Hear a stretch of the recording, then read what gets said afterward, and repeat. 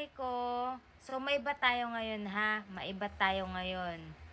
Dahil mag-i-story time tayo today. So, ayan. Kaka-scroll ko sa FYP ko dito sa TikTok. Lumabas yung isang video, tutorial video siya ha. Kung saan makikita yung violation mo. So, si auntie mo, dahil gusto kong makita yung account standing ko, account status. So, ginaya ko. So, ayan na. Boom! Meron akong violation. Meron akong warning.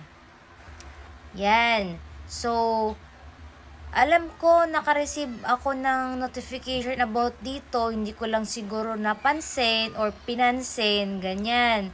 Kaya ayan. Ang sabi niya, warning pa lang naman. So, your first violation won't be counted as a strike and only serve as a warning. So, warning pa lang. But, multiple strikes daw may lead to an account ban. Yun. So, mababan daw kapag inulit-ulit ko pa.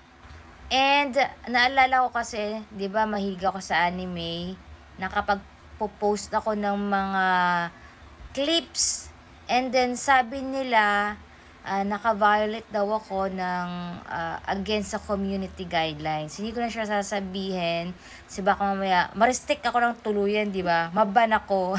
Iba, kabago-bago ako parang sa pagiging affiliate. Yan, tutulungan kita kung saan mo mahahanap.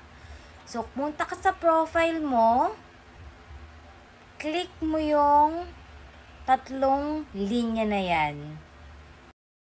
Tapos, kapag na-click mo yung 3 lines, ito yung lalabas. Okay? Click mo yung settings and privacy. Pag na-click mo yan, ito yung lalabas. Scroll mo lang yan. Hanggang sa makapunta sa pinakadulo. And then, click mo yung support.